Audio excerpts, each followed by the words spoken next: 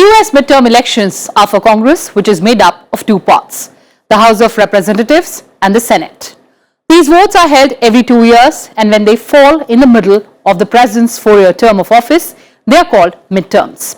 Congress makes nationwide laws. The House decides which laws are voted on, while the Senate can block or approve them, confirm appointments made by the president. Each state has 2 senators who sit for 6 years term. In the critical midterm elections in the US, Democrats performed better than most analysts had predicted.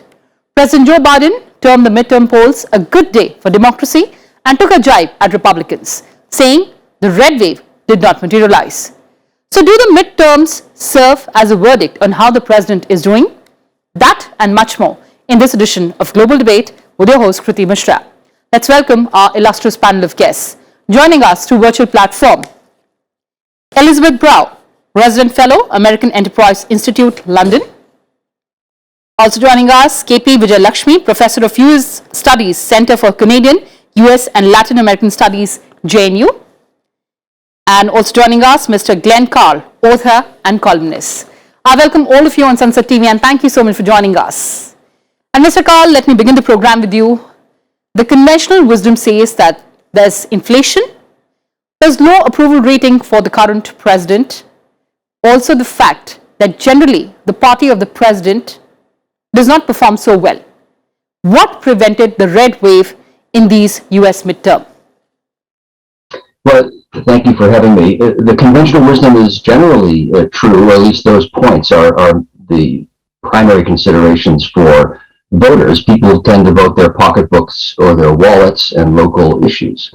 And then they're shaped by impressions more than facts, really. So all of that would have added up in a negative way, as experts anticipated, for President Biden and the Democrats.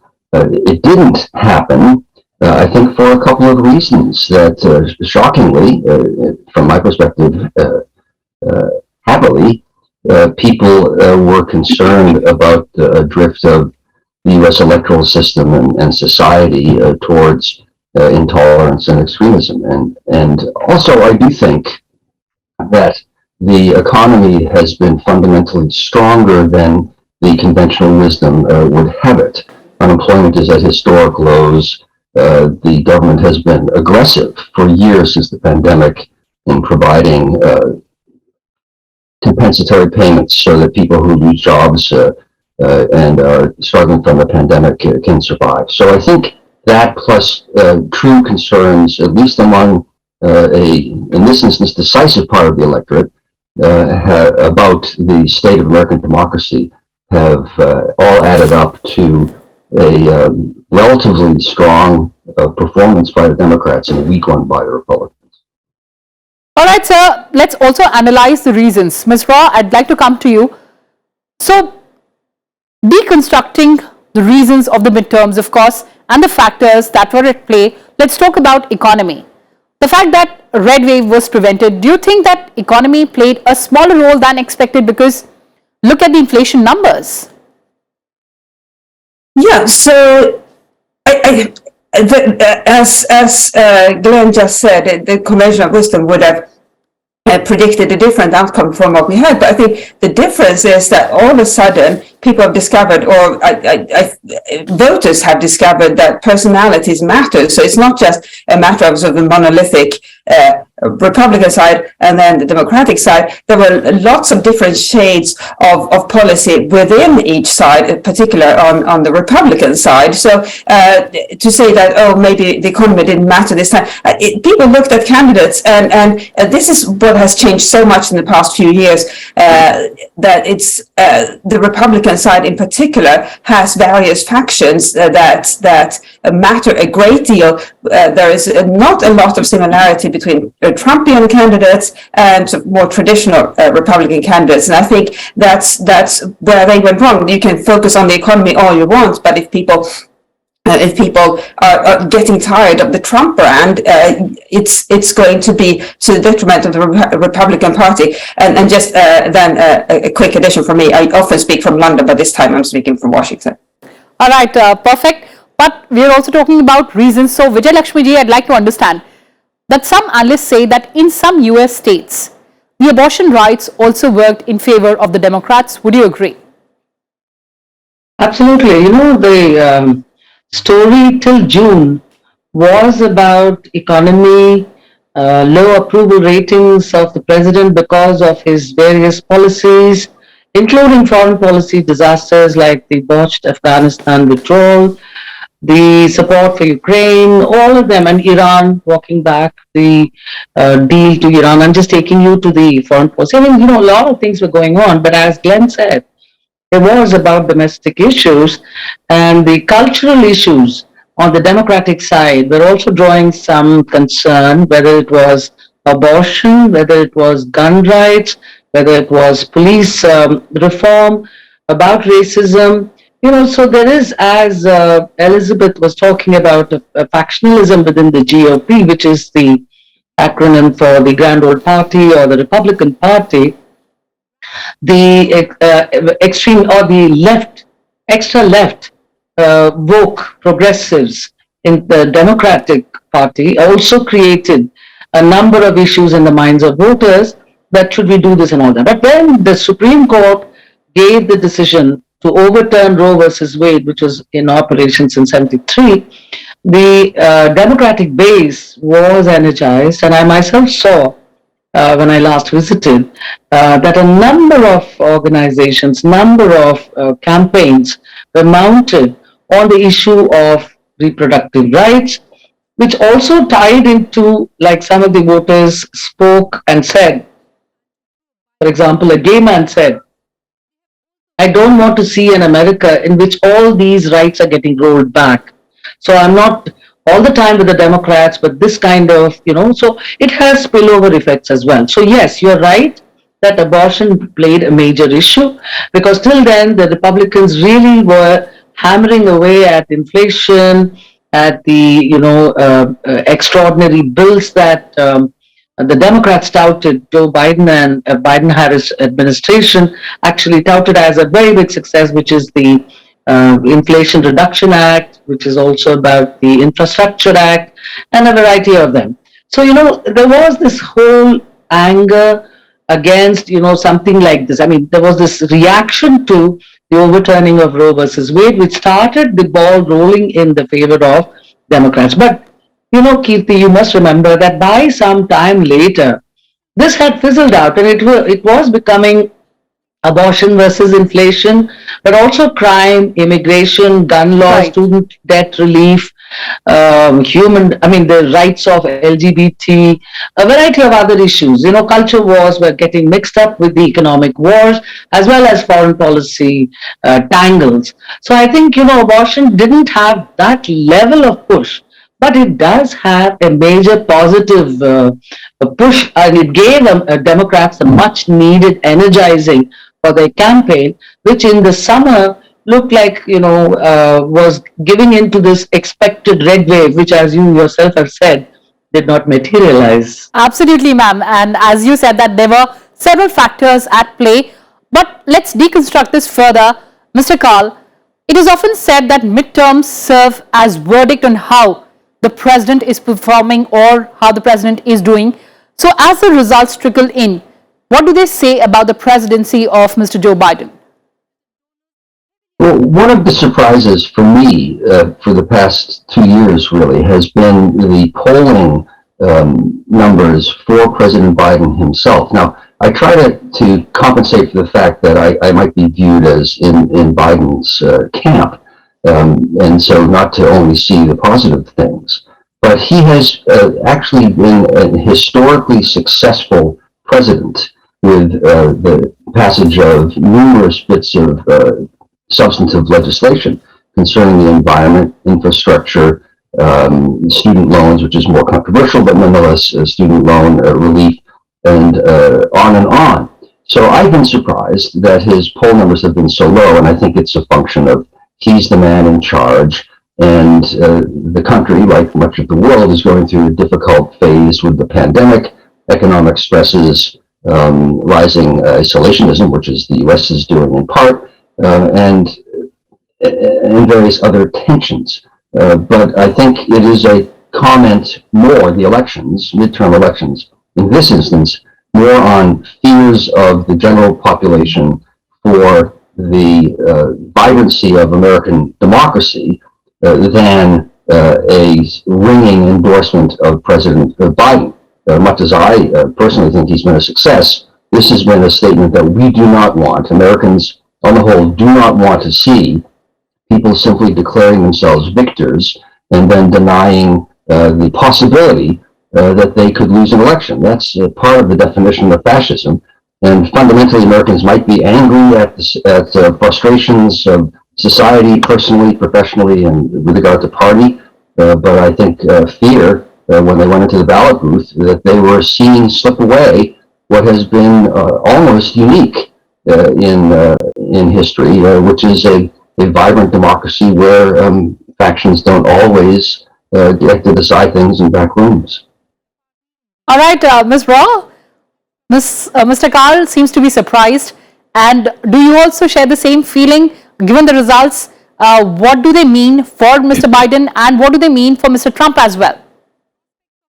Yeah, I must say, as I'm a lifelong expat, I've lived in a number of different countries, and I must say, I'm a little bit surprised that in this country that has so many brilliant people and so much money to be put into elections, that this is the likely choice in the 2024 election, Biden versus Trump, although that may have changed a little bit with Mr. DeSantis' victory in Florida. But one would think that in such a phenomenally successful and vibrant country, that the American voters would have a bit more choice within the political parties. Let's see what happens within the next few months. But if I may add one other aspect, there are implications from these midterm elections for foreign and security policy, and that's something that is seen as very boring and not particularly relevant to voters, but it does matter a great deal to the rest of the world, and it does matter a great deal to Ukraine, for example. If the election had gone a different way, there would have been more pressure on congressional Republicans to limit military and financial support for Ukraine. That's unlikely to happen now, and that is so important because the US is a major financial and military supporter of Ukraine, simply because it's the largest country in the West. Other countries are doing their part too, and I think Estonia, for example, gives more of its GDP to Ukraine than the United States does, but nevertheless the US is bigger. So it's so important, because if the US were to retreat from that very activist position has taken under Biden, and by the way, supported by congressional Republicans and Democrats, then it would have been very bad news for Ukraine and indeed for European security. Absolutely, very interesting analysis there. But Vijay Lakshmiji, as we're talking about the results, analyzing the trends and analyzing the factors as well, we're also talking about 2024 presidential elections. The political focus shifts there.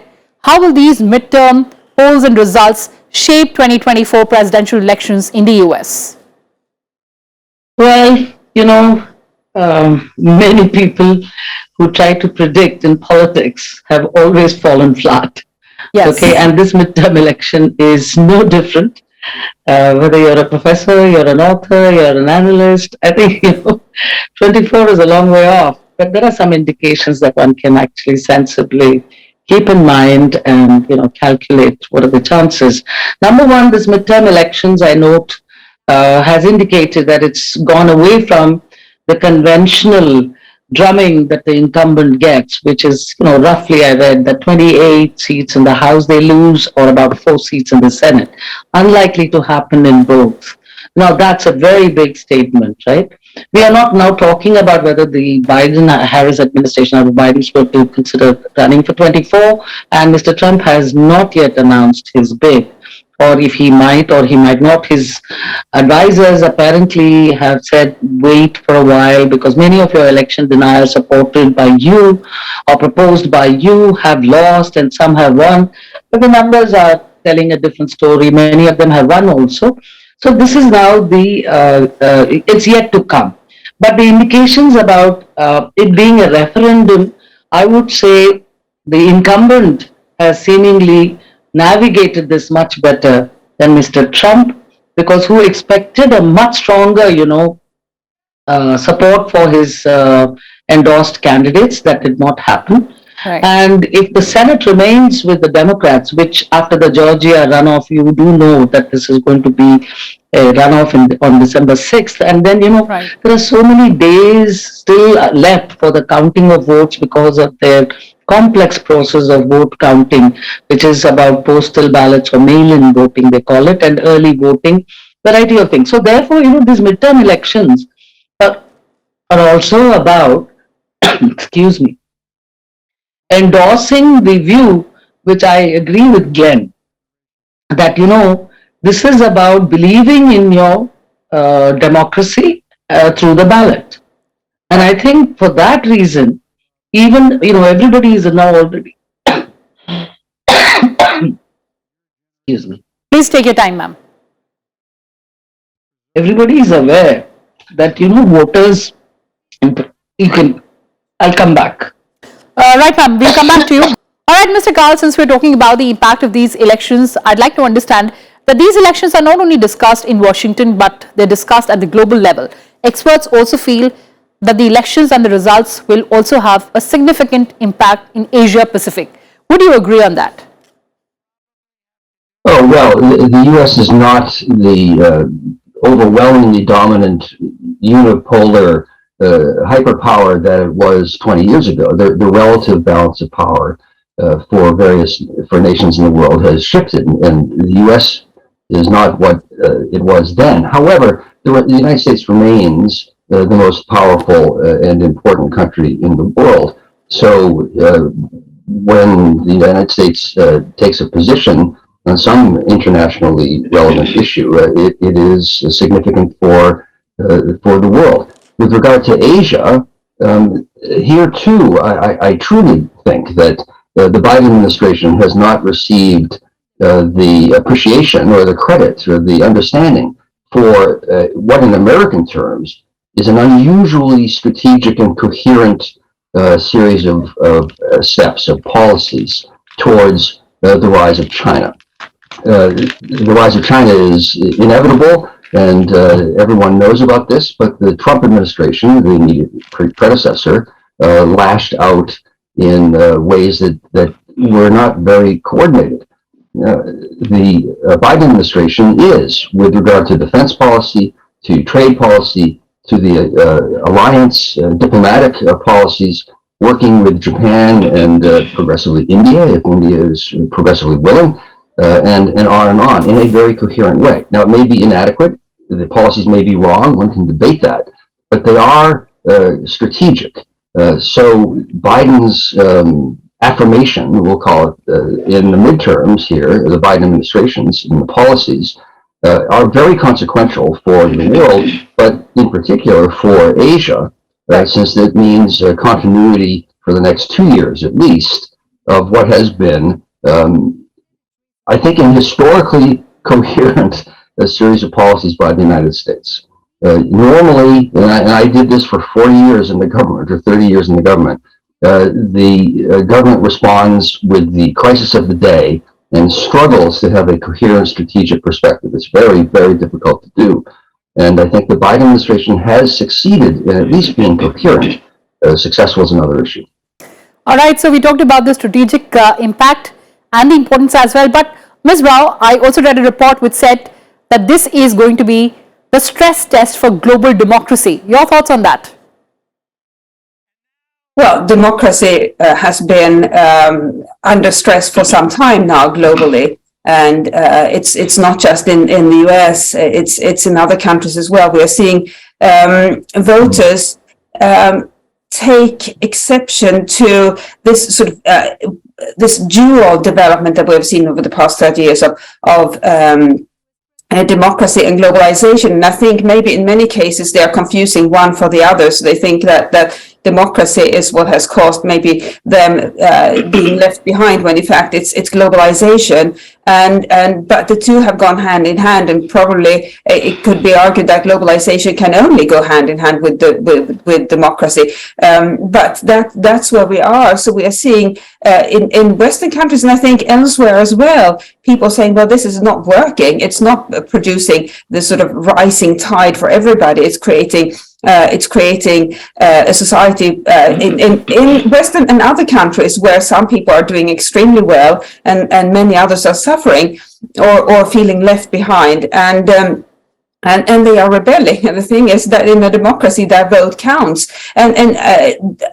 I don't think there is an answer to that. What do we do about it? How do we make sure that we have democracy and have this rising prosperity, increasing prosperity in various countries, but at the same time make sure that everybody is involved with it, or everybody benefits from it? No country has figured that out, neither the United States nor developing economies.